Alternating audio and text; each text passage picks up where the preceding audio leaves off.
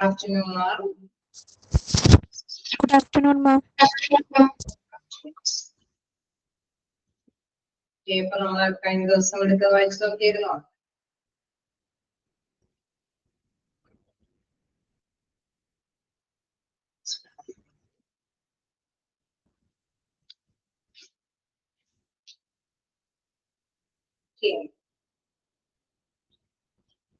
Selective perception വരെയാണ് എടുത്ത് നിർത്തിയത് അല്ലെ?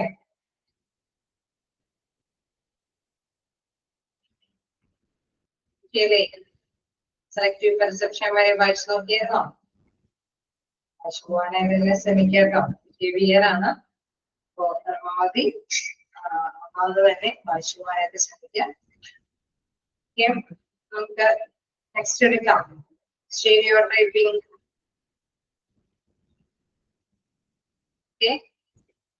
സ്റ്റാർട്ട് ചെയ്യാറോ?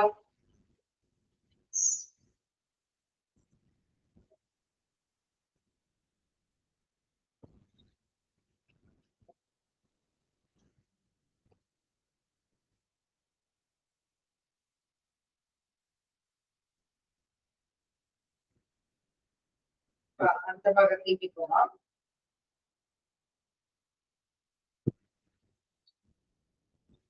എന്താണ് സ്റ്റീരിയോടൈപ്പിംഗ്? ഇതൊരു മറ്റൊരു ബിഹേവിയർ ആണ്. അത് നമുക്ക് നോക്കാം എന്താണെന്നുള്ളത്. Stereotyping is the art of categorizing or labeling people on the basis of a single attribute. അതായത് ഒരു പ്രത്യേക വിശേഷണത്തിന്റെ ബേസിൽ തന്നെ അല്ലെ ആ ഒരു കൺസെപ്റ്റില് കാറ്റഗറൈസ് ചെയ്യുന്ന ഒരു രീതിയാണ് ഈ ഒരു ബിഹേവിയറിൽ പറയുന്നത് stereotyping. So the perceptions based on stereotypes about the people's sex is more or less is most workplaces. Okay, most of the workplaces നമുക്കറിയാം സ്പെഷ്യലായിട്ട് തന്നെ അവര് ഓരോരുത്തർക്കും ഓരോ നിലപാട് അല്ലെ? അവരുടെ ഫീമെയിൽ കാറ്റഗറി, മെയിൽ കാറ്റഗറി, അവർക്ക് ഇന്നത് എത്രത്തോളം ചെയ്യാൻ പറ്റുള്ളൂ, അവർക്ക് ഇന്നത്തെ കാര്യങ്ങൾ ചെയ്യാൻ പറ്റും, അങ്ങനെയൊക്കെ ഒരു വിവേചനം, ഒരു ഡിസ്ക്രിമിനേഷൻ എല്ലാവർക്കും അല്ലെ അനുഭവപ്പെടാനായിട്ടുള്ള സാധ്യതകളുണ്ട്. കാരണം അവരുടെ ആ ധാരണ അല്ലെ, അവരുടെ സ്റ്റീരിയോടൈപ്പിംഗ് എന്ന് പറയുമ്പോൾ പ്രത്യേകിച്ച് ഒരു സിംഗിൾ ആട്രിബ്യൂട്ടിൽ തന്നെ ആ ഒരു സെക്സിന്റെ ബേസിൽ തന്നെ അവര് പെർസെപ്ഷൻ അല്ലെ അവരുടെ ധാരണയിൽ ഉൾപ്പെടുത്തിയിരിക്കുന്നതാണ്. Typically, these perceptions related to the belief that an individual's sex determines which task he or she will be able to complete. ചിലർക്ക് ചിലതൊക്കെ ചെയ്യാൻ സാധിക്കും അല്ലെ? അറിയാം ഇപ്പോ അല്ലെ ഗേൾസും എല്ലാ വുമൺസും അല്ലെങ്കിൽ മെനൊക്കെ ഒരേപോലെ തന്നെ എല്ലാ കാര്യത്തിലും ഒന്നിച്ച് ഒരേ രീതിയിൽ വീക്ഷിക്കാൻ ഒരു കാലഘട്ടമായി തുടങ്ങി അല്ലെ? കാരണം നമുക്കറിയാം എല്ലാവരും തന്നെ എല്ലാ തരത്തിലുള്ള പ്രവൃത്തികളിലും അല്ലെ ഇൻവോൾവ് ആണ്. ഒരാൾക്കും ഒരു സെപ്പറേഷൻ കൊടുക്കുന്ന ഒരു കാറ്റഗറൈസ് വരുന്നുണ്ട്. ഇപ്പോ വീട്ടമ്മമാരാണ് എങ്കിൽ കിച്ചണിൽ മാത്രം വർക്ക് ചെയ്യുന്ന ഒരു പ്രതിനിധി അത് മാറിയിരിക്കുന്നതോടൊപ്പം തന്നെ തീർച്ചയായിട്ടും അല്ലെ ആണുങ്ങളും കിച്ചണിൽ കയറേണ്ട അവസ്ഥകളും വരുന്നുണ്ട് അല്ലെ? എപ്പോഴും പറയും നമ്മള് എല്ലാ കാര്യങ്ങളിലും ഉന്നതിയിലെത്താനായിട്ട് ശ്രമിക്കുന്നത് പോലെ തന്നെ ജെൻസും അല്ലെ ആ ഒരു കിച്ചൺ ഡ്യൂട്ടിയിലേക്ക് വരാനായിട്ടുള്ള സാധ്യതകൾ അത് തുടങ്ങി. കാരണം ഓപ്പൺ ആയിട്ടുള്ള കാരണം എല്ലാവർക്കും ജോലി അല്ലെ ഉണ്ട്. അപ്പൊ തുല്യമായ രീതിയിൽ തന്നെ വർക്കൊക്കെ കൈകാര്യം ചെയ്ത് മുന്നോട്ട് പോയാലാണ് നല്ല അല്ലെ സമാധാനത്തോടു കൂടിയുള്ള ഒരു അന്തരീക്ഷത്തോടു കൂടി പോകാനായിട്ട് സാധിക്കുകയുള്ളൂ. സോ ആ ഒരു ഡിസ്ക്രിമിനേഷൻ അവരുടെ വേർതിരിവ് അത് ആണ് പ്രത്യേകമായിട്ട് ഈ ഒരു ബിഹേവിയറിൽ എടുത്തു പറയാം സ്റ്റീരിയോടൈപ്പിംഗ്.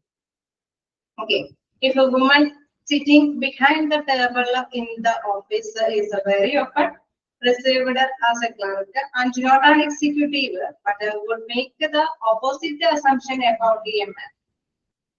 Okay, ഒരു വുമൺ ആണ് അല്ലെ? അത് ടേബിളില് ഈ പറഞ്ഞ ഓഫീസിലൊക്കെ ഒരു ചെയറൊക്കെ ഇട്ടിരിക്കും. ആദ്യം ക്ലർക്ക് പൊസിഷൻ ആണ് എന്നൊക്കെ ഉള്ളൊരു മൈൻഡ് ആയിരിക്കും. പക്ഷെ ഒരു മാനേജർ പൊസിഷൻ എക്സിക്യൂട്ടീവ് ലെവലിൽ വർക്ക് ചെയ്യുന്ന ഒരു പേഴ്സൺ ആയിരിക്കാം. ഇപ്പൊ നമുക്കറിയാം അല്ലെ നവഡേയ്സിലൊക്കെ കൺസെപ്റ്റുകൾക്കൊക്കെ വേരിയേഷൻസ് വന്നിട്ടുണ്ട് അല്ലെ? അത് മാനേജറിന് മാത്രം അല്ലെ അത് കേന്ദ്രീകരിച്ച് പോകാനായിട്ട് സാധിക്കില്ല. മാനേജർ പൊസിഷൻ അല്ലെങ്കിൽ എക്സിക്യൂട്ടീവ് പൊസിഷനിലൊക്കെ അല്ലെ അവിടെ വുമണ്ണോട് ഒപ്പം തന്നെ മാനോടൊപ്പം തന്നെ വുമൻസ് കൈവരിയിരിക്കുന്ന ഒരു സ്ഥാനം തന്നെയാണ്. പക്ഷെ ആ ധാരണകൾ അല്ലെ പഴയ കാലഘട്ടത്തിന്റെ ധാരണകൾ ആണ് ഈ ഒരു സ്റ്റീരിയോടൈപ്പിംഗിൽ എടുത്തു പറയുന്നത്.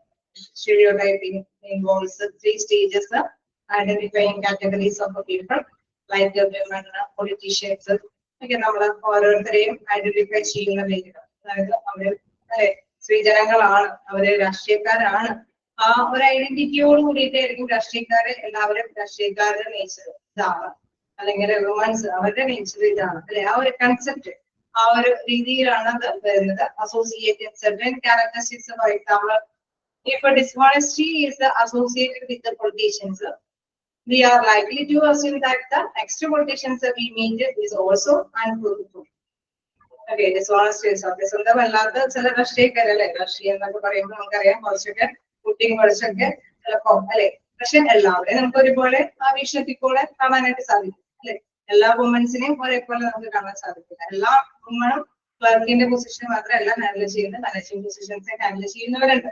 സോ അങ്ങനെ ഒരു കാറ്റഗറൈസേഷൻ അതാണ് പ്രത്യേകമായിട്ടും ഇന്ത്യയിൽ പറയുന്നത് സ്റ്റീരിയോ ടൈപ്പിംഗിൽ എടുത്ത് പറയുന്നത്.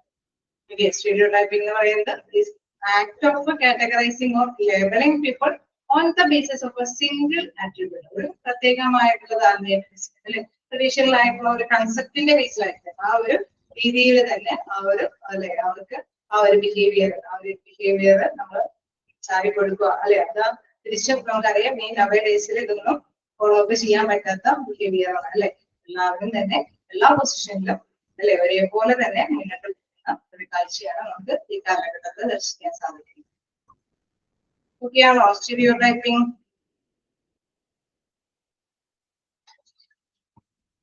ആ സെന്റൻസ് ഒന്ന് ജസ്റ്റ് നോട്ട് ചെയ്ത് പോവാം.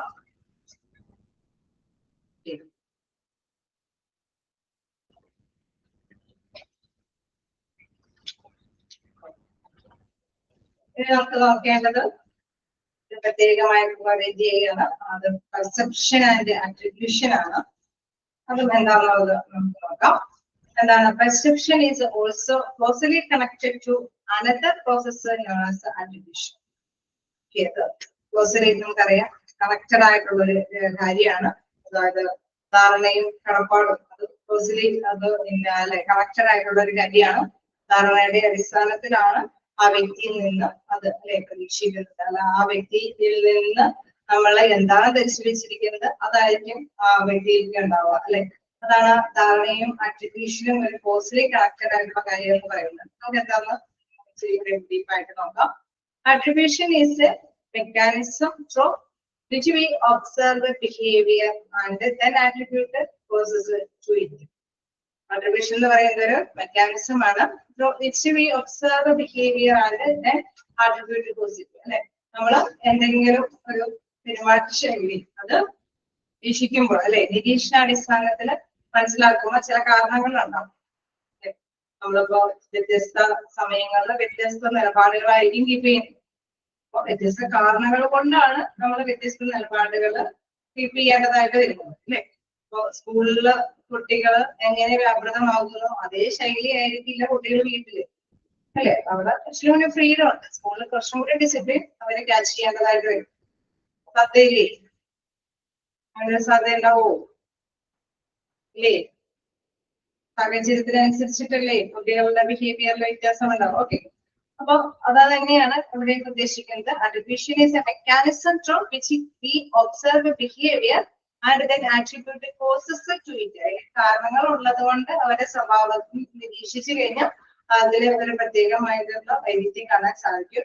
According to attribution theory, once we observe a behavior, we evaluate it in terms of its consistency and distinctiveness. മൂന്ന് പ്രത്യേകമായിട്ടുള്ള കാര്യങ്ങളാണ് ഇവിടെ പറയുന്നത്. Consistency and distinctiveness. അപ്പൊ എന്താണ് ഈ മൂന്ന് പ്രത്യേക കാര്യങ്ങൾ എന്നുള്ള കാര്യം നോക്കാം. എന്താണ് കൺസേൺസ്? ആക്ച്വലി നമുക്ക് അറിയാം അല്ലെ, മൂന്ന് എപ്പോഴും നമ്മുടെ സിറ്റുവേഷൻസ് അനുസരിച്ചിട്ടാണ് നമ്മുടെ പ്രവർത്തിക്കുന്ന ശൈലികൾ ഉണ്ടാകുന്നത് അല്ലെ. ഒരു പക്ഷെ ഓരോ വ്യക്തിക്കും പ്രത്യേക സിറ്റുവേഷനിലെ പ്രത്യേക രീതിയിലായിരിക്കും പെരുമാറാനായിട്ടുള്ള ഒരു രീതി. അതൊക്കെയാണ് നമുക്കറിയാം. ഏത് രീതിയിൽ നമുക്ക് ചിലപ്പോഴൊക്കെ കുട്ടികളെ ആണെങ്കിലും അല്ലെ നമുക്ക് തന്നെയുള്ള കുട്ടികളെ ആണെങ്കിലും നമുക്കറിയാം അവർ ഏത് സാഹചര്യത്തിലും പഠിക്കും. എത്ര ഒച്ചപ്പാടുണ്ടെങ്കിലും അതിന്റെ ഇടയിൽ പഠിക്കാൻ തോന്നി. ചിലരങ്ങനെയല്ല അല്ലെ, നല്ല കമൻ ആയിട്ടുള്ള അന്തരീക്ഷത്തിൽ മാത്രം ക്യാച്ച് ചെയ്യുന്ന ഒരു പവറായിരിക്കും അവർക്കുണ്ടാകും. സ്വാഭാവികമായിട്ട് നമുക്കറിയാം എല്ലാ രീതിയിലും നമുക്ക് അഡ്ജസ്റ്റ് ചെയ്ത് ജീവിച്ചു പോയാൽ മാത്രമാണ് ഈ കാലഘട്ടത്തിൽ വിജയിക്കാൻ സാധിക്കുള്ളൂ അല്ലെ. നമ്മൾ എപ്പോഴും പ്രത്യേകമായിട്ടുള്ള ഒരു സാഹചര്യം ഒരുക്കി നമ്മൾ പിള്ളേരെ ആണെങ്കിലും അല്ലെങ്കിൽ എൻഗേജ് നമ്മളാണെങ്കിലും അങ്ങനെ ചെയ്തു കഴിഞ്ഞാൽ നമുക്ക് അല്ലെ നമുക്ക് എന്തെങ്കിലും മേടിച്ച് ചെയ്തെടുക്കാനായിട്ട് സാധിക്കില്ല. ഏത് സാഹചര്യത്തിലും അതിനോട് ചേർന്നുകൊണ്ട് നമ്മുടേതായ കാര്യങ്ങൾ നേടിയെടുക്കാനായിട്ടുള്ള ഒരു പവർ ശേഷി നമ്മൾ ആർജിച്ചിരുന്നു അല്ലെ. അപ്പൊ തീർച്ചയായിട്ടും ഈ ഒരു പെർസെപ്ഷനില് പ്രധാനമായിട്ടും വരുന്ന കാര്യം അല്ലെങ്കിൽ പെർസെപ്ഷൻ ആട്രിബ്യൂഷനിൽ പ്രധാനമായിട്ടും അത് തന്നെയാണ് ബിഹേവിയർ പറയുന്നത്. കൺസേൺസ് അല്ലെ. കൺസേൺസ് എന്ന് പറയുമ്പോഴും ഒരേ സാഹചര്യത്തില് മറ്റുള്ളവരെ അല്ലെ മറ്റുള്ള ആളുകള് ഒരേ രീതിയിൽ പെരുമാറും. ഒരു സാഹചര്യം വരുമ്പോൾ മറ്റുള്ളവരും ഒരേ രീതിയിൽ പെരുമാറും. ഇൻ കേസ് നമ്മളൊരു സിനിമ കാണാൻ പോകാണെന്ന് വിചാരിക്കാം. ഒരു കൺസെപ്റ്റ് ആണ്, ഒരു സങ്കല്പത്തിൽ വിചാരിക്കാം. ഒരാള് ഉറങ്ങി അല്ലെ. ഇൻ കേസ് നമുക്ക് ആരുടെ പേരിടാം, ഒരു അറിഞ്ഞ പേഴ്സൺ ഉറങ്ങി.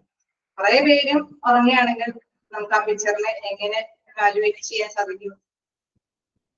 പിക്ചർ കാണുന്നു ഒരു പേഴ്സൺ ഉറങ്ങി, കുറച്ചു പേരും കിടന്ന് ഉറങ്ങിയാണ് ആ പിക്ചറിന്റെ ഓടിക്കൊണ്ടിരിക്കുന്ന സമയത്ത്. അങ്ങനെയാണെങ്കിൽ ആ പിക്ചറിനെ നല്ലതെന്നാണോ ചീത്തയെന്നാണോ വിശേഷിപ്പിക്കാൻ സാധിക്കുന്നത്? എന്താ വിശേഷിപ്പിക്കാം? ഒരേ സാഹചര്യത്തില് മറ്റുള്ള ആളുകളും ഒരേ രീതിയിൽ പെരുമാറുകയാണെങ്കിൽ, ഒരു എക്സാമ്പിൾ ആണ് ഞാൻ പറഞ്ഞത്. സിനിമ തിയേറ്ററിൽ പോയി ഒരു പിക്ചർ കാണുമ്പോൾ ഒരു പേഴ്സൺ ഉറങ്ങുമ്പോൾ അങ്ങനെ തിരിഞ്ഞു നോക്കുമ്പോൾ 4 പേഴ്സൺസ് ഒക്കെ കിടന്ന് ഉറങ്ങുകയാണ്. അങ്ങനെയാണെങ്കിൽ ആ പിക്ചർ എന്ന് പറയുന്നത് എങ്ങനെയായിരിക്കും? നല്ല പിക്ചറാണോ ചീത്ത പിക്ചറാണോ? എങ്ങനെയാണ് അതിനെ നമുക്ക് ലേബൽ ചെയ്യാൻ സാധിക്കും? ഒന്നും പറയാൻ സാധിക്കില്ലേ? നല്ലതെന്ന് വിശേഷിപ്പിക്കാൻ പറ്റില്ല, ചീത്തയെന്ന് വിശേഷിപ്പിക്കാൻ നല്ലതല്ല അല്ലെ. കാരണം കുറച്ചു പേര് വേറായിട്ട് ഒരാളൊക്കെ ഉണ്ടെങ്കിൽ നമുക്കറിയാം അത് അദ്ദേഹത്തിന്റെ ആ ഒരു ക്യാരക്ടറിൽ വന്ന അല്ലെങ്കിൽ ആ ശീലത്തിൽ വന്നേക്കുന്നതാണ്. അതേസമയം കുറെ പേര് അല്ലെ ഒരു ചിരിക്കാനും മനസ്സും ഒന്നും ഇല്ലാത്ത രീതിയിലായതുകൊണ്ട് അല്ലെങ്കിൽ സീരിയസ് ആയിട്ടും ഇരിക്കുന്നില്ല, തിരിച്ചും അല്ലെ റിലാക്സ് ചെയ്തും ഇരിക്കാത്തൊരവസ്ഥയിൽ കുറെ പേര് കിടന്ന് ഉറങ്ങിയാണെങ്കിൽ ആ പിക്ചറെ നമ്മൾ ഇവാലുവേറ്റ് ചെയ്യുമ്പോൾ അതൊരു മോശം പിക്ചറാണ് അല്ലെ. ബാഡ് മൂവിയാണെന്ന് നമ്മൾ പറയും, നല്ലതല്ല എന്ന് നമ്മൾ വിശേഷിപ്പിക്കും. അപ്പൊ ഇത് തന്നെയാണ് കൺസേൺസിൽ പറയുന്നത്. ഇൻ ടേംസ് ഓഫ് കൺസേൺസിൽ പറയുന്നത് ഒരേ സാഹചര്യത്തില് മറ്റുള്ള ആളുകളും ഒരേ രീതിയിലാണ് എങ്കിൽ നമുക്ക് അവിടെ അതില് ആ ഒരു രീതിയിൽ നമുക്ക് എടുക്കാം. ആ ഒരു വാല്യൂ നമുക്ക് ആ ടീച്ചറിനെ സംബന്ധിച്ച് ഒരു വാല്യൂ നമുക്ക് നേടിയെടുക്കാൻ സാധിക്കും. നല്ലതാണോ ചീത്തയാണോ? വീണ്ടും കൺസിസ്റ്റൻസിയിലേക്ക് പോവുകയാണെങ്കിൽ നമുക്കറിയാം അത് ചിലപ്പോ ആ വ്യക്തി അല്ലെ ആ വ്യക്തിയെ സംബന്ധിച്ച് എന്താണ് ചിലപ്പോഴെങ്കിലും അല്ലെ നല്ല സിനിമ കാണുമ്പോഴൊക്കെ അവർ ഉറങ്ങുന്ന ഒരു ശൈലിയുള്ള ഒരു വ്യക്തിയാണെങ്കിൽ ആ വ്യക്തിക്ക് നമുക്കറിയാം അതിന് ആ ക്യാരക്ടറിലുള്ളതാണ് അല്ലെ. ബാക്കി ആ സിനിമ കാണുമ്പോഴാണ് അവൻ ഉറങ്ങുന്നത്.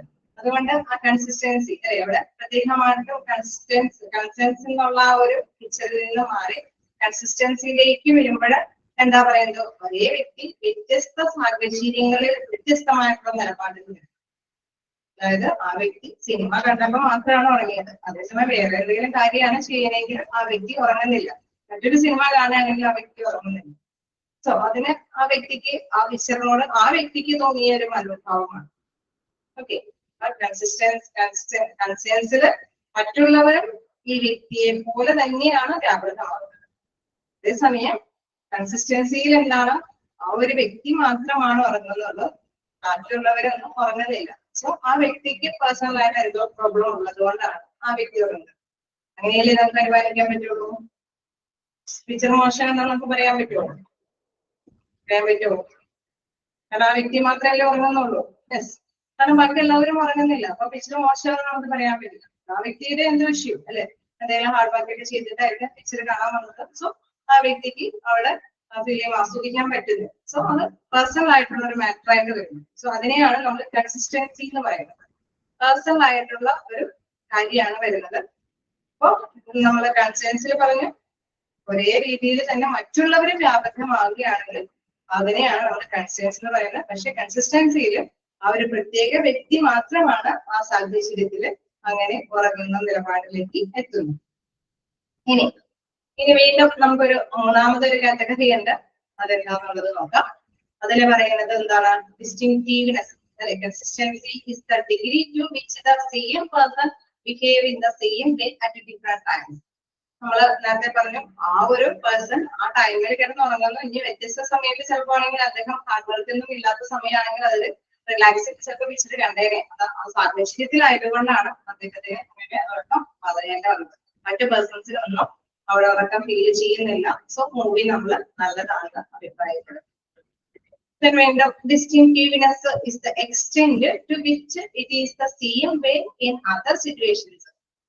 Okay, അതിൽ പ്രധാനമായിട്ട് നിങ്ങൾക്ക് മനസ്സിലാക്കി തരാനായിട്ട് ഞാൻ ഉദ്ദേശിക്കുന്നത് ഇതേ വ്യക്തി സിനിമകൾ കാണുമ്പോഴൊക്കെ ഉറങ്ങും, അതേസമയം ക്ലാസ് റൂമിലോ മറ്റു കാര്യങ്ങളിലൊക്കെ ഏർപ്പെടുമ്പോഴൊന്നും അദ്ദേഹം ഉറങ്ങുന്നില്ല. ഓക്കെ, അതായത് ഫസ്റ്റില് നമ്മൾ കണ്ടു ഒന്ന് രണ്ട് പേര്, ഒരുപാട് പേര് ഉറങ്ങുന്നു, കാരണം മൂവി ബാഡ് ആയതുകൊണ്ടാണ്. അതേസമയം നെക്സ്റ്റില് നമ്മൾ കണ്ടു ഒരു വ്യക്തി മാത്രം, ആ വ്യക്തി മാത്രം ആ സിറ്റുവേഷനിൽ ഉറങ്ങി പോകുന്നു. കാരണം അദ്ദേഹത്തിന് ഇത്തിരി ഹാർഡ് വർക്ക് ഒക്കെ ആയതുകൊണ്ടാണ്. അതേസമയം അല്ലാത്ത സമയമായിരുന്നെങ്കിൽ അദ്ദേഹം റിലാക്സ് ചെയ്തിരുന്നു. അതേസമയം ഡിസ്റ്റിങ്റ്റീവില് അദ്ദേഹം പിക്ചർ എന്ന് കാണുമ്പോഴും അദ്ദേഹം ഉറങ്ങും, ബാക്കി സമയങ്ങളിലൊക്കെ അദ്ദേഹം ഉറങ്ങും. വേരിയേഷൻസ് നിങ്ങൾക്ക് ഫീൽ ചെയ്യുന്നുണ്ടോ ഈ മൂന്ന് കാറ്റഗറിയിലും? ക്ലിയർ ആവുന്നുണ്ടോ? Consensus, consistency, then distinctiveness. Okay, yes. അപ്പൊ അതാണ് ഇതിൽ പറയുന്നത്. Distinctiveness is the extent to which it is the same way in other situations. മറ്റ് സിറ്റുവേഷൻസിലൊക്കെ ഇദ്ദേഹം, അതായത് ഏത് പിക്ചർ കാണിച്ചാലും ഇദ്ദേഹം കിടന്നുറങ്ങും. ഇദ്ദേഹത്തിന്റെ ശൈലിയിൽ പിക്ചർ കണ്ടാൽ ആ ഒരു ശൈലിയാണ് ഉള്ളത്. അദ്ദേഹം ഹാർഡ് വർക്ക് ചെയ്തതെന്ന് മാത്രമല്ല, ഏത് പിക്ചറിലും അദ്ദേഹം ചിലപ്പോൾ ഹാർഡ് വർക്ക് ചെയ്യാത്ത ഒരു ടൈമിലും കൊണ്ടുവന്നു പിക്ചർ വെച്ച് അദ്ദേഹം അങ്ങനത്തെ ഒരു ശൈലിയാണ് അദ്ദേഹത്തിന്. ക്ലാസ് റൂമിലോ മറ്റേതെങ്കിലും സംഭവങ്ങളൊന്നും അദ്ദേഹം ഉറങ്ങുന്നില്ല. സോ നമുക്ക് ആ ടൈമിൽ നമുക്ക് മൂവീസ് ഒന്നും മോശമാണെന്ന് പറയാൻ സാധിക്കില്ല. ആകെ ഒരു സമയത്ത് മാത്രം മൂവി മോശമാണെന്ന് പറയാൻ പറ്റുള്ളൂ. അതേത് സമയത്താണ്? കൺസെൻസിൽ മാത്രം. കാരണം കൺസെൻസിൽ ഒരുപാട് വ്യക്തികൾ അല്ലെ ഒരേപോലെ തന്നെ ആ സാഹചര്യത്തിൽ ഒരേപോലെ തന്നെയാണ് മറ്റു വ്യക്തികളും ഉറങ്ങിയാണ്. ആ സമയത്ത് മാത്രമാണ് മൂവി മോശമാണെന്ന് നമുക്ക് വിശേഷിപ്പിക്കാൻ സാധിക്കുള്ളൂ. അല്ലാതെ പ്രത്യേകമായിട്ട് ആ വ്യക്തിക്ക് മാത്രമുള്ള ഒരു ക്യാരക്ടർ ആവുമ്പോഴും അല്ലെങ്കിൽ വ്യത്യസ്തമായിട്ടുള്ള ഒരു സിറ്റുവേഷൻസിലും സെയിം നേച്ചർ തന്നെ പ്രകടിപ്പിക്കുന്ന ഒരു ക്യാരക്ടർ ആണെങ്കിലും മോശമാണെന്ന് നമുക്ക് പറയാനായിട്ട് സാധിക്കും. ഇതാണ് പെർസെപ്ഷനിൽ എടുത്ത് പറയുന്ന കാര്യങ്ങൾ. അപ്പൊ മൂന്ന് കാര്യങ്ങളാണെന്ന് ഓർത്ത് വയ്ക്കുക. എന്താണ്? According to artificial theory, once we observe a behavior, we evaluate the terms of its consensus, consistency and distinctiveness. അതൊന്ന് മാർക്ക് ചെയ്ത് പോവാം. കൺസെൻസ് എന്ന് പറയുന്നത് എന്താണ്? In the extent to which other people in the same situations behave in the same way.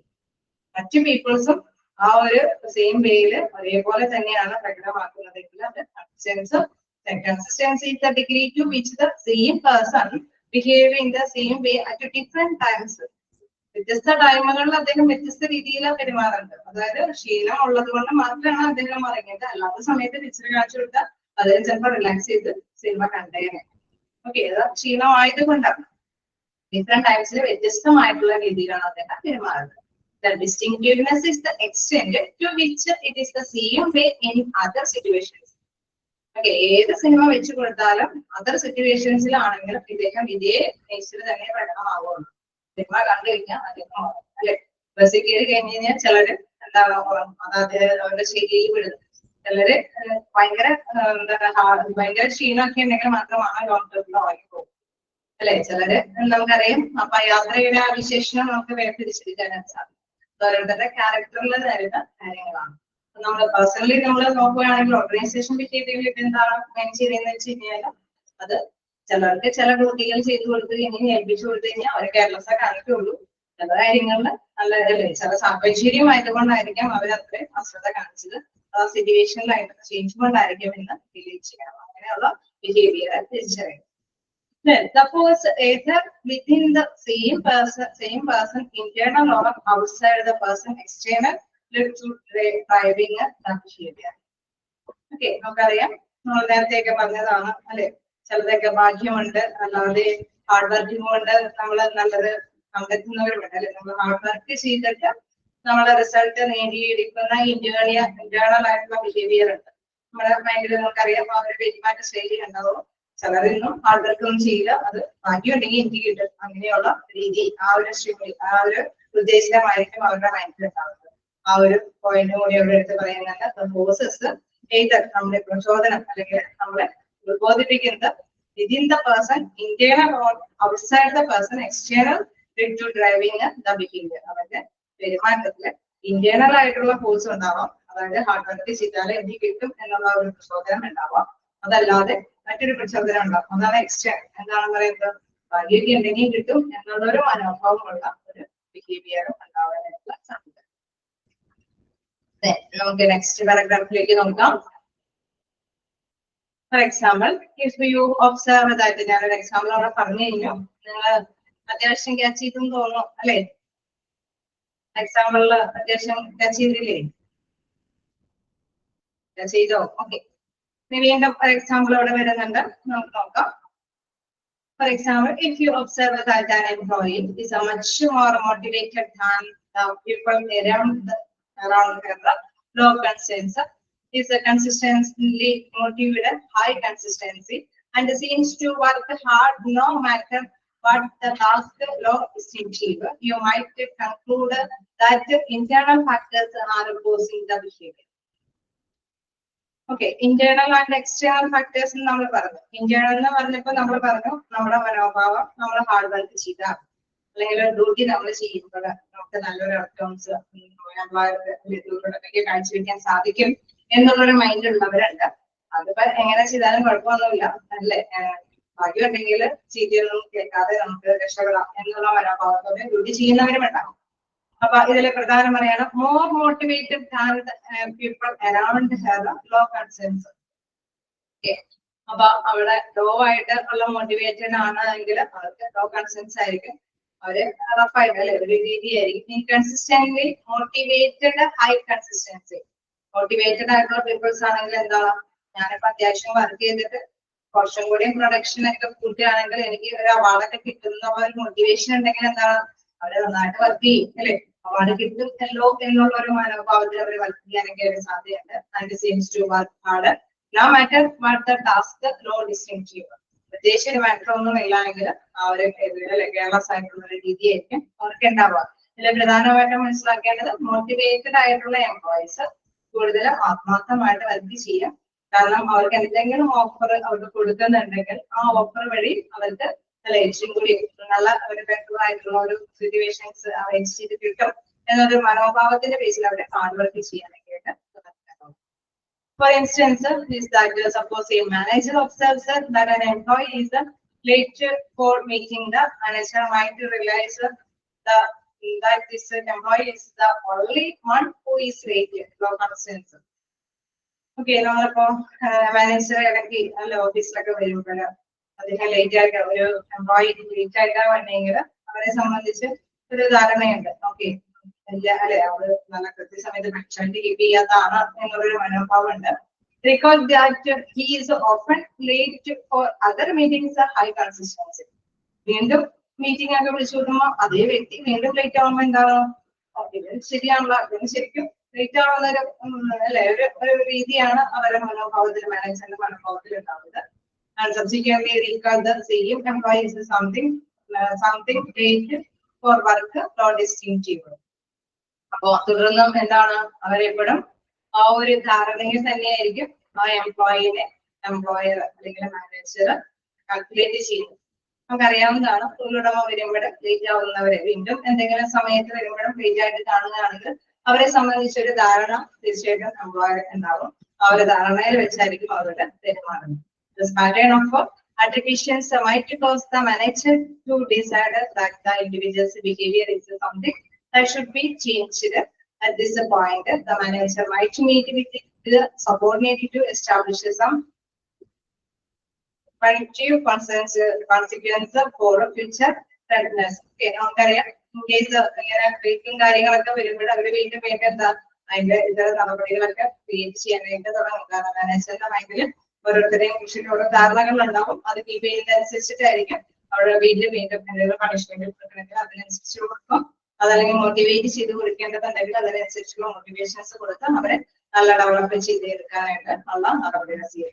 അപ്പൊ behaviour തീർച്ചയായിട്ടും എംപ്ലോയീസിന്റെ അല്ലെ behaviour പെരുമാറ്റ ശാസ്ത്രം മനസ്സിലാക്കിയിട്ടാണ് അനലിസ്റ്റ് ഓരോ കാര്യങ്ങൾ ചെയ്യുന്നത്. സോ അതാണ് ഇവിടെ നമുക്ക് എടുത്ത് പഠിക്കാനുള്ളത്. ഓരോ വ്യക്തികള് ഒരേ സാഹചര്യത്തില് ചിലപ്പോൾ ചില സാഹചര്യങ്ങൾ കൊണ്ടായിരിക്കാം അവര് മോശമായിട്ട് അവിടെ ഡ്യൂട്ടി ചെയ്യുന്നത്. അത് അവരുടെ ക്ഷീണം കൊണ്ടായിരിക്കാം. അതേപോലെ എപ്പോഴും ഒരേപോലെ അല്ല അവർ ആവർത്തിക്കുന്നത്. ചില സമയങ്ങളിൽ നന്നായിട്ട് വർക്ക് ചെയ്യുന്ന ഒരു നേച്ചറായിരിക്കും അവർ പ്രകടമാകുന്നത്. എല്ലായ്പ്പോഴും അവര് ഒരേ നേച്ചർ മോശമായിട്ടുള്ള നേച്ചർ കാര്യങ്ങളാണ് ചെയ്യണമെങ്കിൽ അവരെ കാറ്റഗറൈസ് ചെയ്യും. ഓക്കെ, അവര് ലോ പെർഫോമൻസ് കാണിക്കുന്ന എംപ്ലോയീസ് ആണെന്ന് വിലയിടാനായിട്ടുള്ള സാധ്യതയുണ്ട്. അതേസമയം നമുക്കറിയാം റയർ കേസുകളിലൊക്കെ വർക്ക് ചെയ്യാനായിട്ട് മറ്റൊരു ബുദ്ധിമുട്ട് അല്ലെങ്കിൽ കെയർലെസ് കാണിക്കുന്നുണ്ടെങ്കിൽ അതവരുടെ പ്രത്യേക സിറ്റുവേഷൻസ് കൊണ്ട് വന്നതായിരിക്കും. അപ്പൊ മാനേജേഴ്സ് അതനുസരിച്ചിട്ടായിരിക്കണം അവരെ കാറ്റഗറൈസ് ചെയ്യാൻ. ഓക്കെയാണോ? പെർസെപ്ഷൻ ആൻഡ് ആട്രിബ്യൂഷൻ നമ്മള് കുറച്ച് കാര്യങ്ങളൊക്കെ ജസ്റ്റ് എന്താണ് ബിഹേവിയറൽ ആയിട്ട് ഉള്ള കാര്യങ്ങൾ എക്സിക്യൂട്ടീവ് പവറിലുള്ളവരൊക്കെ ചിന്തിച്ചുറപ്പിച്ചിട്ടാണ് ഓരോ കാര്യങ്ങളിലേക്ക് തീരുമാനങ്ങളൊക്കെ എടുക്കേണ്ടത്. ഇനി നമുക്ക് നെക്സ്റ്റ് നോക്കാനുള്ളത് ഇംപ്രഷൻ മാനേജ്മെന്റ് ആണ്. ഓക്കെ, എന്നൊരു വലിയൊരു ഇതാണ്, മോട്ടിവേഷൻ ആണ്.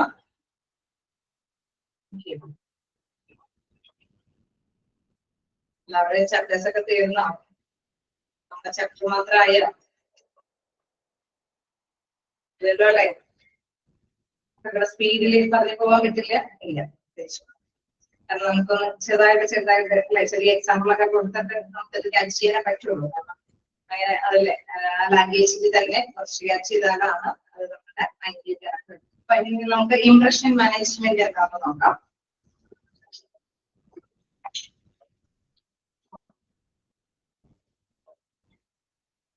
Impression management, whereas the social perception is concerned with how one individual perceives other individuals.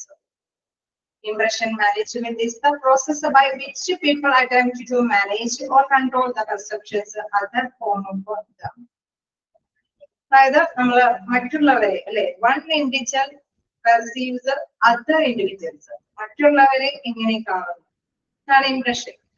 നല്ല ഇംപ്രഷൻ നമ്മൾ പറയില്ലേ ക്വസ്റ്റ്യൻ ആൻസർ ഒക്കെ നമ്മൾ എഴുതുമ്പോൾ നല്ല ഇംപ്രഷൻ വരുന്ന തക്കവിധത്തില് അറിയാവുന്ന ക്വസ്റ്റ്യൻസ് ഒക്കെ ആദ്യം എഴുതുന്നതാണ്. കാരണം ടീച്ചേഴ്സ് ഒക്കെ അല്ലെ നമ്മൾ അറിയാത്ത ടീച്ചേഴ്സ് ഒക്കെ ആയിരിക്കും വാലുവേഷൻ ഒക്കെ നടത്തുന്നത്.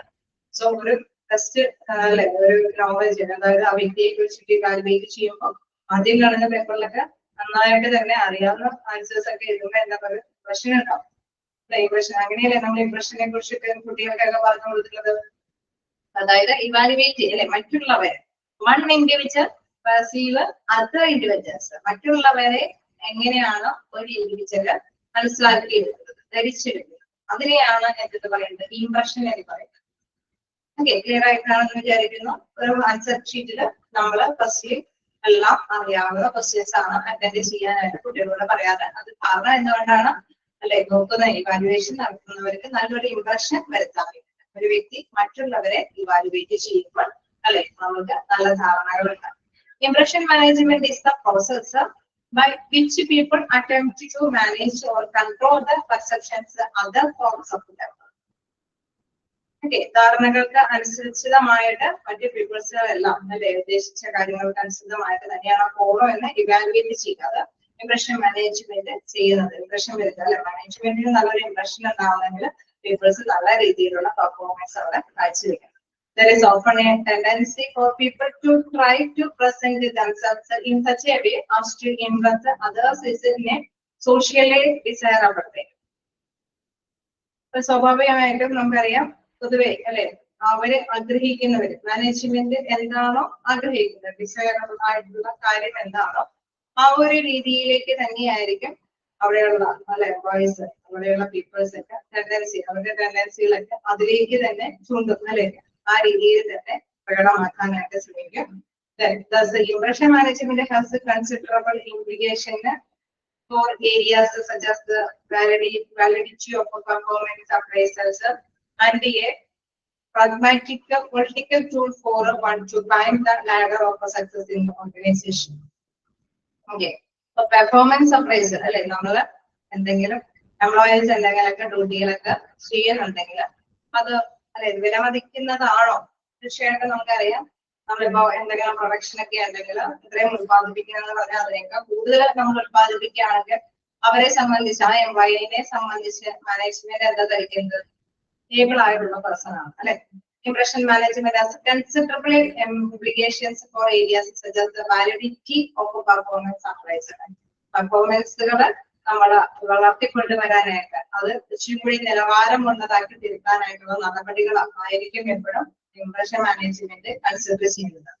അതായത് അത് വളർത്തിക്കൊണ്ട് വരുമ്പോഴാണ് ഓർഗനൈസേഷനെ സംബന്ധിച്ച് ലാഭം. കാരണം ഓർഗനൈസേഷന്റെ ലക്ഷ്യം എന്താണോ, അല്ലെങ്കിൽ കേസ് ഹോസ്പിറ്റൽ ആണെങ്കിൽ ആ ഹോസ്പിറ്റലിന്റെ ലക്ഷ്യം എന്താണോ ആ ലക്ഷ്യം നേടിയെടുക്കാൻ പര്യാപ്തമാണെങ്കിൽ അവരുടെ ഇംപ്രഷൻ അല്ലെ, അവരുടെ പ്രകടന പെർഫോമൻസ് എത്രത്തോളം നല്ലതാണോ അതനുസരിച്ചിട്ട് ഡെവലപ്പ് ചെയ്തെടുക്കാനായിട്ടായിരിക്കും അവരുടെ മാനേജ്മെന്റ് ശ്രമിക്കുന്നത്. A pragmatic political tool for one to climb the ladder of the success in organization. അതായത് നമുക്കറിയാം രാഷ്ട്രീയപരമായിട്ട് അല്ലെങ്കിൽ ഒരു നാടകീയമായിട്ട് രീതിയിൽ നമുക്കറിയാം ഒരു ഓർഗനൈസേഷനെ സക്സസ് വിജയത്തിൽ എത്തിക്കാനായിട്ടുള്ള ഒരു അല്ലെ നമുക്കറിയാം ഒരു ചവിട്ടുപിടിയാണ് ഈ ഇംപ്രഷൻ എന്ന് പറയുന്നത്. നന്നായിട്ട് പെർഫോം ചെയ്ത് ഇംപ്രഷൻ വരുത്തുന്ന എംപ്ലോയീസ് ആണ് എങ്കിൽ തീർച്ചയായിട്ടും മാനേജ്മെന്റിന് വളരെ കാര്യമായിരിക്കും, നല്ല ആറ്റിറ്റ്യൂഡ് ആയിരിക്കും അവരോട് അവര് കാണിക്കുന്നത്.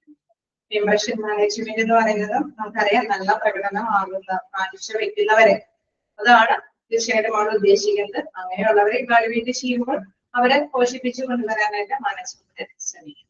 ചെറിയൊരു ടോപ്പിക്കേ ഉള്ളൂ ഇംപ്രഷൻ മാനേജ്മെന്റ് എന്താണെന്നുള്ളത്. ഇംപ്രഷൻ മാനേജ്മെന്റ് എന്ന് പറയുന്നത് is the process by which people attempt to manage or control the perception other form of them. Okay, clear ആണോ?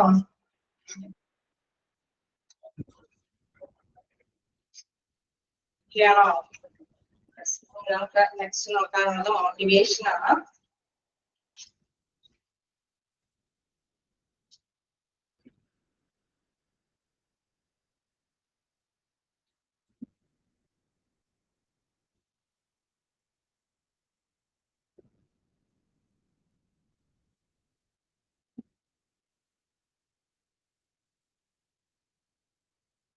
മോട്ടിവേഷൻ എന്ന് പറയുമ്പോൾ നമുക്കറിയാം നല്ല മോട്ടിവേഷൻ ഒക്കെ കൊടുക്കണം എന്നൊക്കെ പറയും അല്ലെ, എല്ലാവരും നല്ല രീതിയിൽ പ്രചോദിപ്പിക്കാൻ എന്ത് കാര്യത്തിലാണെങ്കിലും മോട്ടിവേറ്റ് ചെയ്യുന്ന പറയുന്നത് അല്ലെ. കുട്ടികളെ ആണെങ്കിൽ നമ്മൾ പ്രോത്സാഹിപ്പിക്കണം എന്ന് പറയും. എന്തെങ്കിലുമൊക്കെ അല്ലെ ഇൻ കേസ് പഠിക്കാനൊക്കെ ആണെങ്കിൽ നമ്മൾ കുറച്ച് ഓഫറുകളൊക്കെ കൊടുത്തുകൊണ്ട് ഇത്ര നേരം കൊണ്ട് പഠിച്ചല്ലെങ്കിൽ കളിക്കാൻ വിടാമോ അല്ലെ, അങ്ങനെയൊക്കെ ഒരു മോട്ടിവേഷൻ കൊടുത്തുകൊണ്ട് അപ്പൊ അവരെ വേഗ സ്പീഡിൽ പഠിച്ചു തീർത്തിട്ട് കളിക്കാനായിട്ട് അല്ലെ. ഇപ്പൊ അതിനകത്ത് കളിക്കാനല്ല അവർ ആവശ്യപ്പെടുന്നത് ഫോൺ തരോ അല്ലെ, മൊബൈൽ തരോ എന്നൊക്കെയുള്ള കാര്യങ്ങളായിരിക്കും അവർ ആവശ്യപ്പെടുന്നത്. എനിവേ നമ്മളൊരു മോട്ടിവേഷൻ കൊടുക്കും അല്ലെ. അപ്പൊ അതൊക്കെ തന്നെയാണ് ഇതിൽ നമുക്ക് പറയാനുള്ളത്. The word motivation originates from the word motive, which is defined as an active form of a desire, craving or need which must be satisfied. Motivation എന്ന് പറയുന്നത് ഇതിൽ നിന്നാണ് ഒറിജിനേറ്റ് ചെയ്തിരിക്കുന്നത്, മോട്ടീവ് എന്ന വേദിൽ നിന്നാണ് ഒറിജിനേറ്റ് ചെയ്തിരിക്കുന്നത്, അതായത് ഡെവലപ്പ് ചെയ്തിരിക്കുന്നത്. Then which is defined as an active form of a desire, craving or need which must be satisfied.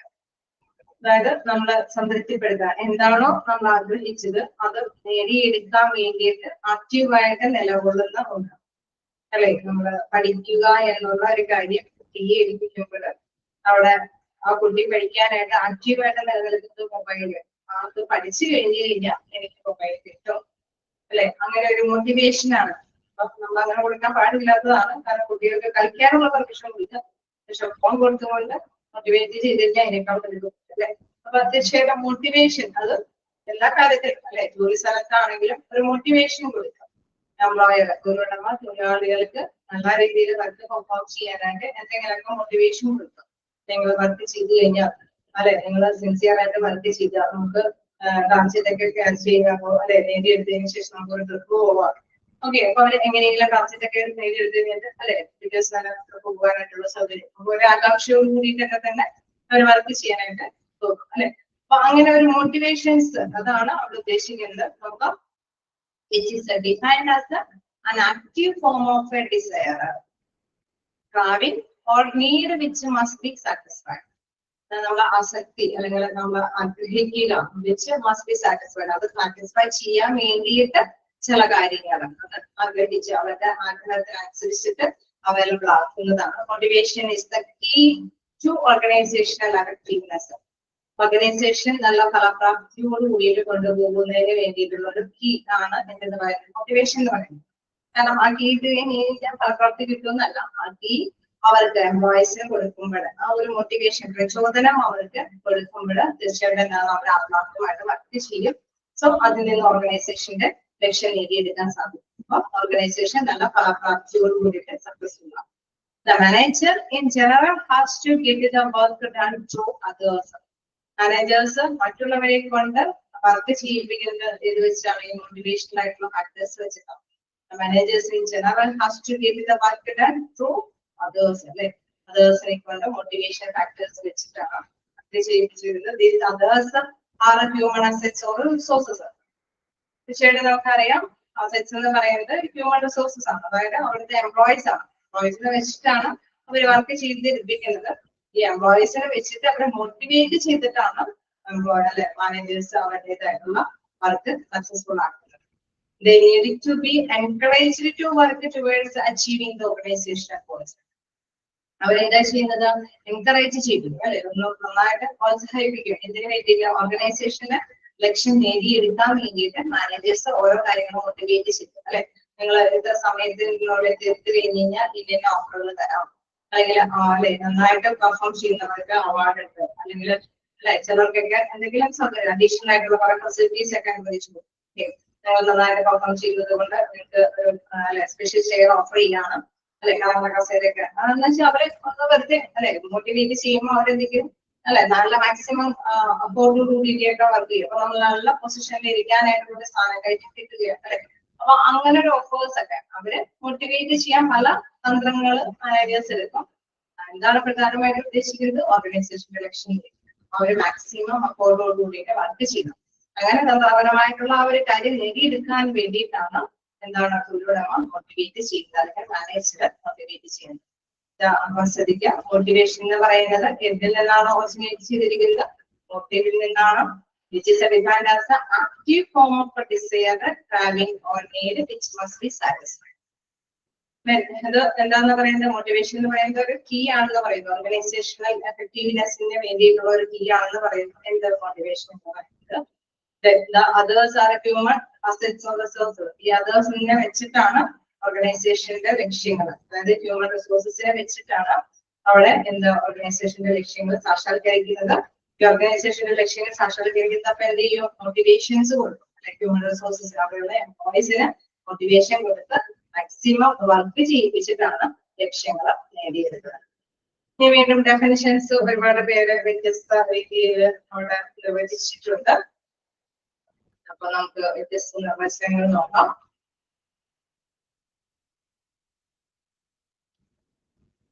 Definition: motivation is defined as the set of forces that cause people to choose certain behaviors from the many alternatives open to them. Okay, അവർക്ക് തുറന്നിട്ട് കൊടുത്തിരിക്കുകയാണ്, ഏത് വേണമെങ്കിലും choose ചെയ്ത് അല്ലെ നമുക്ക് work ചെയ്യാം. എന്നിട്ട് അല്ലെ അവരുടെ പെരുമാറ്റം ചെയ്ത് മോട്ടിവേഷൻ പല രീതിയിൽ മോട്ടിവേഷൻസ് കൊടുക്കാം. ഞാൻ പറഞ്ഞു അല്ലെ, ചിലപ്പോ ഒരു ഓർഗനൈസേഷനിൽ ഒരുപാട് കാറ്റഗറൈസ് ചെയ്തിട്ടുള്ള പീപ്പിൾസ് വർക്ക് ചെയ്യുന്നുണ്ട്. ഹോസ്പിറ്റൽ ആണെങ്കിൽ നമുക്കറിയാം ഒരുപാട് ഹ്യൂമൻ റിസോഴ്സസ് അവിടെയുണ്ട്. ഡോക്ടേഴ്സ്, നഴ്സുമാര്, ഫീൽഡ് വർക്കർമാര്, അല്ലെ ക്ലീനിങ് സ്റ്റാഫുകള്, ടെക്നീഷ്യന്മാര്, ഒരുപാട് ഹ്യൂമൻ റിസോഴ്സസ് ഉണ്ട് ഇല്ലേ? അങ്ങനെയല്ലേ? ഒരുപാട് ഹ്യൂമൻ റിസോഴ്സസ് അല്ലേ അവിടെ വർക്ക് ചെയ്യുന്നത്. മെഷീൻസിനോടൊപ്പം തന്നെ ഒരുപാട് ഹ്യൂമൻ റിസോഴ്സസ് അവിടെ വർക്ക് ചെയ്യുന്നത്. സോ അവർക്ക് എല്ലാവർക്കും ഒരേ കാറ്റഗറിയിൽ ചെയ്യുന്ന ആവശ്യങ്ങളായിരിക്കില്ല. ഡോക്ടേഴ്സിന് ആവശ്യം മണി കൂടുതൽ കിട്ടണമെന്നല്ല, ഹോസ്പിറ്റലിൽ അവർക്കല്ല ഫിനാൻഷ്യലി കുറച്ചും കൂടി കൂട്ടി തരണമെന്ന് എല്ലാ എംപ്ലോയീസ് ആഗ്രഹിക്കും. ചിലവർക്ക് അല്ലെ ചില ടോപ്പ് ലെവലിലുള്ള വർക്കേഴ്സിനൊക്കെ ചിലപ്പോൾ കുറച്ച് വേറെ കാര്യങ്ങളൊക്കെ ആയിരിക്കും അവർക്ക് മോട്ടിവേഷൻ വേണ്ടി വരുന്നത് അല്ലെ. അവർക്ക് നല്ല ചെയറോ അല്ലെങ്കിൽ നല്ല ഒരു അസിസ്റ്റന്റിനെ കിട്ടാനോ അല്ലെങ്കിൽ അല്ലെ അവർക്ക് നല്ലൊരു പൊസിഷൻ അല്ലെങ്കിൽ അധികാരങ്ങളൊക്കെ ചിലവരെ അല്ലെ അവരുടെ അണ്ടറിൽ ജോലി ചെയ്യുന്നവരൊക്കെ കോർഡിനേറ്റ് ചെയ്ത് എന്തെങ്കിലും തീരുമാനങ്ങളൊക്കെ എടുക്കുന്നതിന് ഡിസിഷൻ പവറൊക്കെ അവർക്ക് വിട്ടുകൊടുക്കാം. ഓക്കെ, അങ്ങനെയുള്ള അംഗീകാരങ്ങളൊക്കെ ആയിരിക്കും ചില കാര്യങ്ങൾ. അതേസമയം ഫീൽഡ് വർക്കേഴ്സ് ഒക്കെ നമ്മൾ പറഞ്ഞ മാതിരി തന്നെ കുറച്ച് സാലറി ഒക്കെ കൂട്ടി കിട്ടണമെന്നായിരിക്കും അവർ ആഗ്രഹിക്കുന്നത്. അങ്ങനെ പലതരത്തിലുള്ള ഒരു മോട്ടിവേഷൻസ് അവിടെ എംപ്ലോയീസിന് വേണ്ടിയിട്ട് ഹ്യൂമൻ റിസോഴ്സസിന് വേണ്ടിയിട്ട് തുറന്നു കൊടുക്കുകയാണ്. motivation is defined as the set of forces that cause people to choose certain behaviors. അവരുടെ തീരുമാനത്തിന് അനുസരിച്ചിട്ട് ചൂസ് ചെയ്യാൻ പറ്റുന്ന വ്യത്യസ്ത തരത്തിലുള്ള ഫോഴ്സസ് പറഞ്ഞ ഈ പ്രചോദനങ്ങൾ from the many alternatives open to the അവർക്ക് വേണ്ടിയിട്ട് ഏത് വേണമെങ്കിലും തിരഞ്ഞെടുക്കാൻ പറ്റും എന്നുള്ള രീതിയിൽ തുറന്നിട്ട് കൊടുക്കുന്ന ഒരു ഫോഴ്സസ് ആണ് മോട്ടിവേഷൻ, ഒരു പ്രചോദനം അല്ലെ, ഒരു തള്ളല്. ഫോഴ്സ് എന്ന് പറയുന്നത് നമ്മൾക്ക് ഞാൻ ഇത്രയും കൂടുതൽ നേരം വർക്ക് ചെയ്താൽ എനിക്ക് സാലറി കൂട്ടി കിട്ടും അല്ല, കേസ് ചില ടോപ്പ് ലെവലിലുള്ളവർക്ക് കൂടുതൽ നേരം വർക്ക് ചെയ്താൽ എനിക്ക് ഒരു അസിസ്റ്റന്റിനെ കിട്ടും അല്ലെ, ഞാൻ നല്ല ടാർഗറ്റ് അറ്റൈൻ ചെയ്ത് കഴിഞ്ഞാൽ എനിക്ക് കിട്ടുന്ന ഒരു നേട്ടം എന്ന് പറയുന്നത് അതാണ്. അല്ലെങ്കിൽ അധികാരം പങ്കിടാനുള്ള ഒരു പെർമിഷൻ കിട്ടും, എനിക്ക് മറ്റുള്ളവരുടെ മുമ്പിൽ ലീഡർഷിപ്പ് ആയിട്ട് നിൽക്കാനുള്ള ഒരു ചാൻസ് കിട്ടും. അങ്ങനെ വ്യത്യസ്തമായിട്ടുള്ള ഓഫറുകളാണ് ഓരോ ഹ്യൂമൻ റിസോഴ്സസിന് ലഭ്യമാകുന്നത്. അതുകൊണ്ടാണ് മോട്ടിവേഷനെ ഈ രീതിയിൽ ഡിഫൈൻ ചെയ്യുന്നത്. The set of forces that cause people to choose certain behaviors from the many alternatives often chosen. Motivation is the desire within an individual that stimulates him or her to action. Okay. അവനോ അവൾക്കോ അല്ലെ അവൾക്ക് പ്രവർത്തനം അല്ലെ ചെയ്യാൻ വേണ്ടിയിട്ടുള്ള ഉദ്ദേശം നൽകുന്നതിന് വേണ്ടിയിട്ട് പല പല പ്രചോദനങ്ങൾ, ആഗ്രഹിക്കുന്ന തരത്തിലുള്ള പ്രചോദനങ്ങൾ. ചിലർക്ക് ടൂർ പോകാനായിരിക്കും, ചിലർക്ക് അല്ലെ എല്ലാ വർക്ക് കഴിഞ്ഞ് കഴിഞ്ഞാൽ നമുക്ക് പുറത്ത് പോയി ഒരു പാർട്ടി സെലിബ്രേറ്റ് ചെയ്യാം, അല്ലെങ്കിൽ ഫുഡ് കഴിക്കാം അല്ലെ, ചെറിയ ചെറിയ കാര്യങ്ങളൊക്കെ സാധിച്ചെടുക്കാൻ വേണ്ടിയിട്ട് എന്ത് ചെയ്യും, എങ്ങനെയെങ്കിലും ആ ഒരു ടീം വർക്ക് ചെയ്ത് കഴിഞ്ഞ് കഴിഞ്ഞാൽ നമുക്ക് എല്ലാവരും കൂടി ഒന്ന് പാർട്ടിക്ക് പോകും. അപ്പൊ എത്രയും പെട്ടെന്ന് അവര് എന്താണ് പടപടാന്ന് എല്ലാവരും തന്നെ വർക്ക് ചെയ്ത് ആ പാർട്ടിക്ക് പോകാനായിട്ട് അവര് അല്ലെങ്കിൽ ആ ഫുഡ് കഴിക്കാനായിട്ടുള്ള ഒരു ചാൻസിന് വേണ്ടിയിട്ട് അവര് നല്ല ആത്മാർത്ഥമായിട്ട് വർക്ക് ചെയ്യും. അപ്പൊ അവരെ സ്റ്റിമുലേറ്റ് ചെയ്യും അല്ലെ, അവരെ പ്രചോദിപ്പിക്കുന്നത് ആക്ഷൻ ചെയ്യാൻ വേണ്ടിയിട്ട്, പ്രവർത്തനം ചെയ്യാൻ വേണ്ടിയിട്ട് അവനെ അല്ലെങ്കിൽ അവളെ പ്രചോദിപ്പിക്കുന്ന ആഗ്രഹങ്ങളെയാണ് എന്ന് പറയുന്നത് മോട്ടിവേഷൻസ് എന്ന് പറയുന്നത്. Okay, clear ആവുന്നില്ലേ?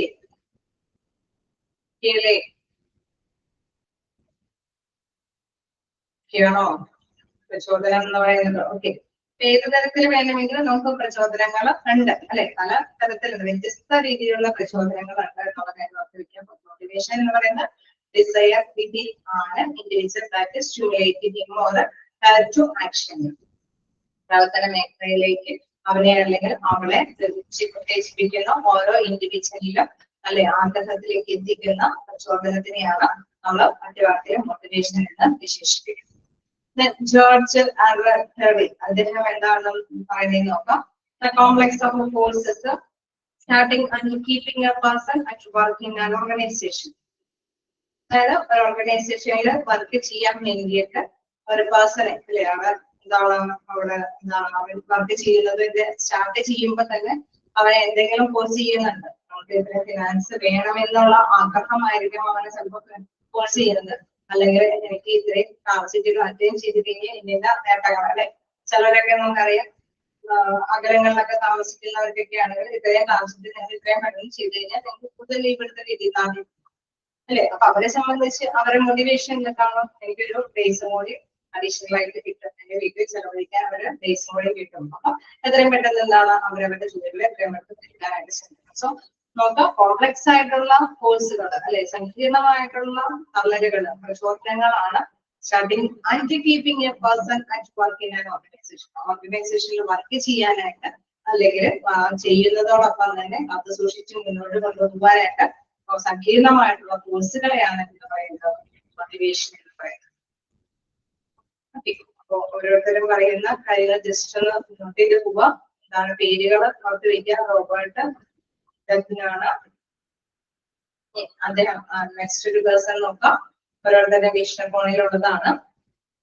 എന്താണ് Hitler's defines motivation as an unsatisfied need which creates a state of tension or disequilibrium, causing the individual to move in a goal-directed action towards restoring state of equilibrium by satisfying that end. അതിൽ എന്താണ് പറയുന്നത്, equilibrium ഒക്കെ പറയുന്നത്. എന്താണ് equilibrium എന്ന് പറയുന്നത്? സന്തുലിതാവസ്ഥ അല്ലെ.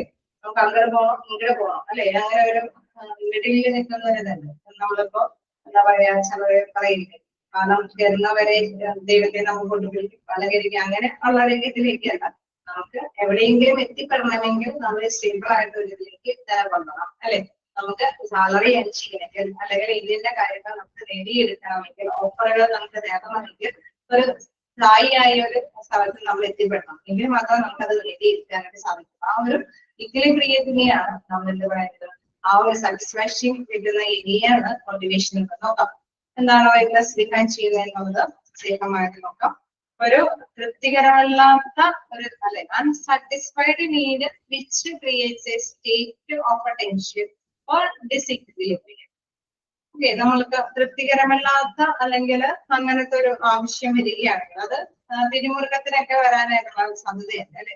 ഒരു ടെൻഷനൊക്കെ ഉണ്ടാവാനായിട്ടുള്ള സാധ്യതയുണ്ട്. നമുക്കൊരു സ്ഥിരമായ അല്ലെ നമ്മൾ ജോലിയിൽ പ്രവേശിച്ചു കഴിഞ്ഞ് കഴിഞ്ഞാൽ ഒരു സ്റ്റേബിൾ ആയിട്ടുള്ള ഒരു ലെവലിൽ എത്തുന്നത് വരേക്ക് നമുക്ക് ഭയങ്കര ടെൻഷനൊക്കെയാണ് അല്ലെ. നമുക്ക് അയ്യോ കണ്ടിന്യൂ ചെയ്യാൻ പറ്റുമോ, ജോലി ഇട്ടേച്ച് പോകണോ, കേസ് അവിടെ ഓവർ ഡ്യൂട്ടി ആവുമ്പോഴോ അല്ലെങ്കിൽ സഹപ്രവർത്തകരുടെ സഹകരണമില്ലായ്മ എന്തോ ആവട്ടെ വ്യത്യസ്തമായിട്ടുള്ള കാര്യങ്ങൾ കൊണ്ട് അവരുടെ ടെൻഷനൊക്കെ വരാനായിട്ടുള്ള അല്ലെങ്കിൽ ഡിസിക്വിലിബ്രിയം ഫേസ് ചെയ്യാൻ ഒരു അവസ്ഥ വരാനുള്ള സാധ്യതയുണ്ട്.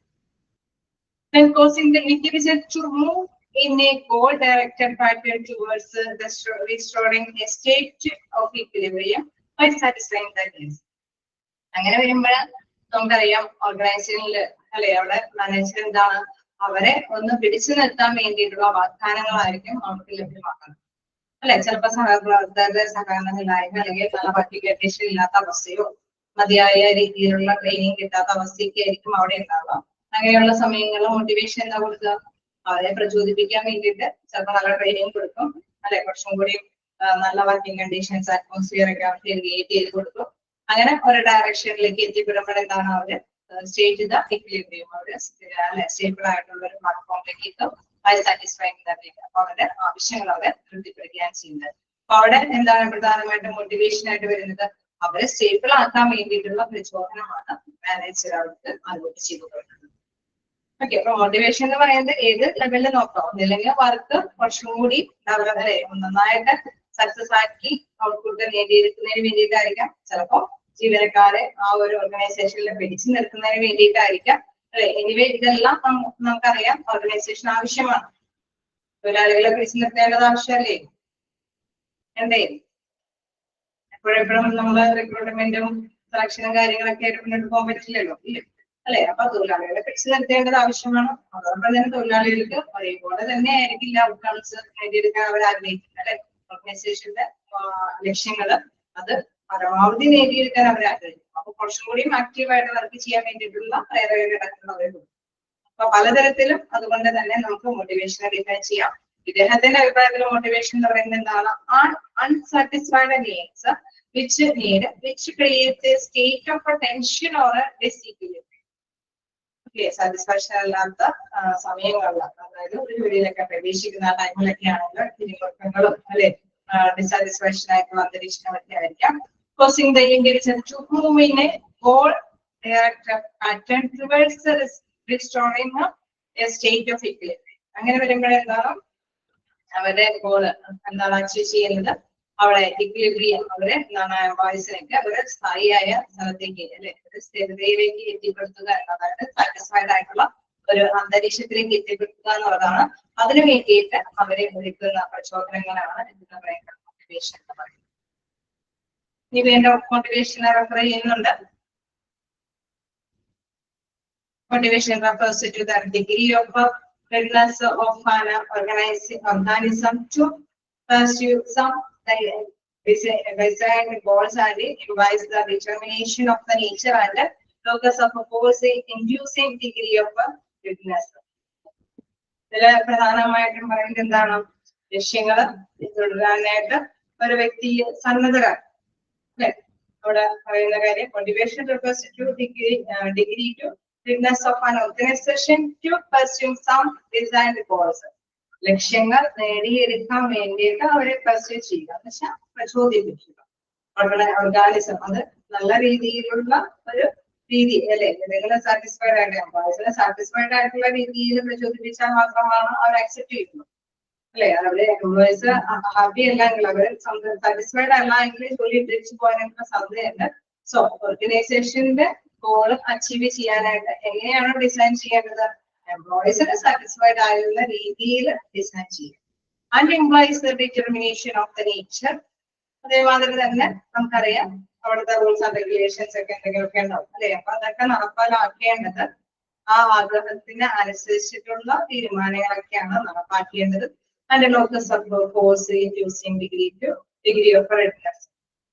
ഓക്കെ, അപ്പൊ നമുക്കറിയാം സന്നദ്ധയോട് കൂടിയിട്ട് അങ്ങനെ അവർക്ക് നല്ല രീതിയിലുള്ള മനോഭാവത്തോടു കൂടിയിട്ടായിരിക്കും അങ്ങനെ വരുമ്പോഴവരുടെ ഓർഗനൈസേഷന് ഗോൾ അച്ചീവ് ചെയ്യാൻ വേണ്ടി സാധിക്കുന്നത്.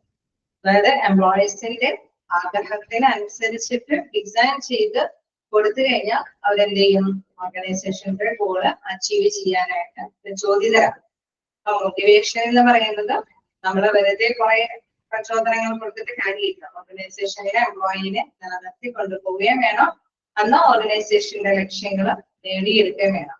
ഓർഗനൈസേഷന്റെ ലക്ഷ്യങ്ങൾ നേടിയെടുക്കാൻ വേണ്ടിയിട്ട് ഡിസൈൻ ചെയ്യേണ്ടത് എംപ്ലോയീസിന് സാറ്റിസ്ഫൈഡ് ആയിട്ടുള്ള രീതിയിലുള്ള ഡിസൈനാണ്, രൂപകൽപ്പനയാണ് അവിടെ തയ്യാറാക്കേണ്ടത്. അതനുസരിച്ചിട്ടുള്ള തീരുമാനങ്ങൾ, പോളിസി, റൂൾസ് ആൻഡ് റെഗുലേഷൻസ് ഒക്കെ മെയിൻറ്റെയിൻ ചെയ്ത് ഇംപ്ലിമെന്റ് ചെയ്ത് നടപ്പാക്കിയ തീർച്ചയായിട്ടും ഓർഗനൈസേഷന്റെ ഗോൾ അച്ചീവ് ചെയ്യാനായിട്ട് സാധിക്കുന്നതായിരിക്കും.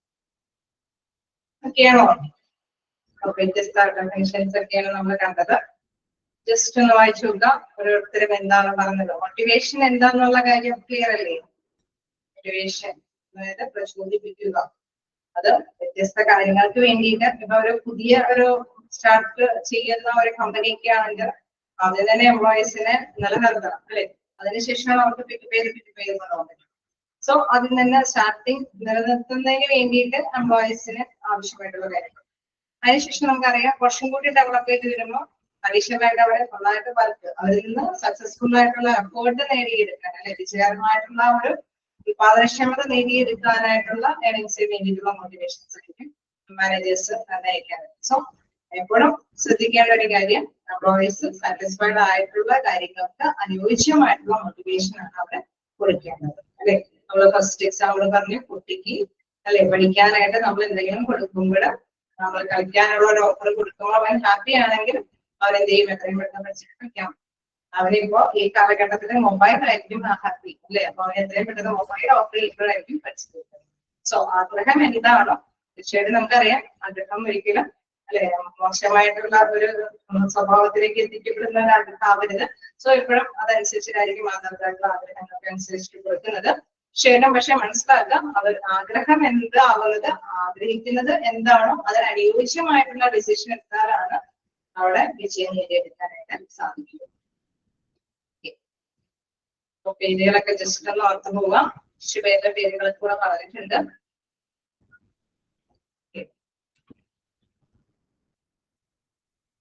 അത് അറിയാതെ മോട്ടിവേഷൻ എന്താണെന്ന് റെഫർ ചെയ്ത് പോയിട്ടുണ്ട്. നമുക്ക് എടുക്കാനുള്ള ഭാഗം എന്താ,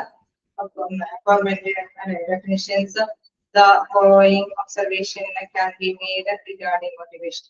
അവിടെ ആ ഒരു ഡെഫിനിഷൻ പറഞ്ഞിരിക്കുന്ന വ്യക്തി അതിനനുസരിച്ചിട്ടുള്ള കാര്യങ്ങളെ കുറിച്ചിട്ടാണ് ഒബ്സർവേഷൻസ് അവിടെ അവരുടെ നിരീക്ഷണ കോണുകളിൽ എന്തൊക്കെയാണ് ഉദ്ദേശിച്ചിരിക്കുന്നത് എന്നുള്ള കാര്യമാണ് നമുക്ക് ഡിസ്കസ് ചെയ്യാനുള്ളത്. നമുക്ക് ഡിസ്കസ് ചെയ്യാം കുറച്ച് കൂടുതലായിട്ട്. ഓക്കെ, ക്ലിയർ അല്ലേ? നമ്മള് കഴിഞ്ഞ ഒരു ഭാഗത്തെ കുറച്ച് ക്വസ്റ്റ്യൻസ് അതിലേ ഉണ്ടായിരുന്നു. മോട്ടിവേഷന് മുമ്പ് അത് സ്റ്റീരിയോടൈപ്പിങ്ങും പെർസെപ്ഷൻ ആൻഡ് ആട്രിബ്യൂഷനും ഇംപ്രഷൻ മാനേജ്മെന്റ് ഒരു ചെറിയ ടോപ്പിക്, മോട്ടിവേഷൻ നമ്മൾ സ്റ്റാർട്ട് ചെയ്തു. എന്തെങ്കിലും ഡൗട്ട് ഉണ്ടെങ്കിൽ ചോദിച്ചു പോവാ.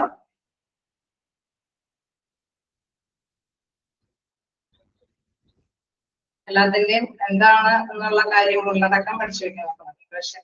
ഇംപ്രഷൻ മാനേജ്മെന്റ് എന്താണ്, അല്ലെങ്കിൽ പെർസെപ്ഷൻ ആൻഡ് ആട്രിബ്യൂഷൻ എന്താണ് ഉദ്ദേശിക്കുന്നത്, അതിന്റെ കാറ്റഗറൈസ് ചെയ്യുന്ന കുറച്ച് കാര്യങ്ങളുണ്ട്. അതും എന്താന്നുള്ള കാര്യം അല്ലെ, 4 കാര്യങ്ങളുണ്ട്. കൺസിസ്റ്റൻസി ആൻഡ് ഡിസ്റ്റിങ്ക്റ്റീവ്നെസ്, അത് ഓരോന്നും എന്താണെന്നുള്ളത് ജസ്റ്റ് മാർക്ക് ചെയ്ത് തന്നെ പോവാം. കൺസിസ്റ്റൻസി എന്താണ്, കൺസിസ്റ്റൻസി എന്താണ്, അതേപോലെ തന്നെ ഡിസ്റ്റിങ്ക്റ്റീവ്നെസ് എന്താണെന്നുള്ളത് മാർക്ക് ചെയ്ത് പോവാം. ജസ്റ്റ് ഏതെങ്കിലും ഒരു എക്സാമ്പിൾ വെച്ച് കഴിഞ്ഞാൽ നിങ്ങൾക്കത് പെട്ടെന്ന് ക്യാച്ച് ചെയ്യാനായിട്ട് എളുപ്പമായിരിക്കും. ആ ഒരു രീതിയിൽ ഏതെങ്കിലും ഒരു എക്സാമ്പിൾ അറിയാവുന്ന രീതിയിലുള്ള എക്സാമ്പിൾ അവിടെ മാർക്ക് ചെയ്ത് പോവാം. അതിനനുസരിച്ചിട്ട് ക്യാച്ച് ചെയ്ത് കഴിയും.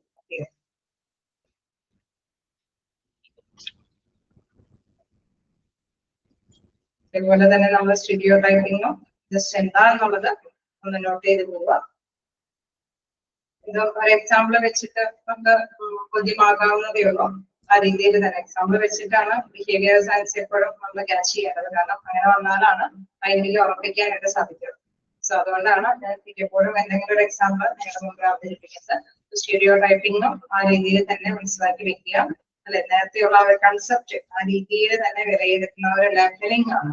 ഓക്കെ, അതൊന്ന് നോട്ട് ചെയ്ത് പോകാം. എന്തെങ്കിലും ഡൗട്ടുകളുണ്ടോ?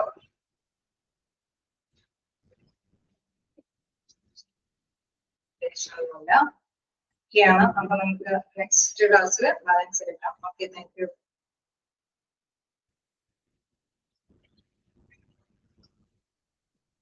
ഡൗട്ട് ആക്കിയിട്ടുണ്ട്. എന്തെങ്കിലും ഡൗട്ട് ഉണ്ടെങ്കിൽ ചോദിക്കാം.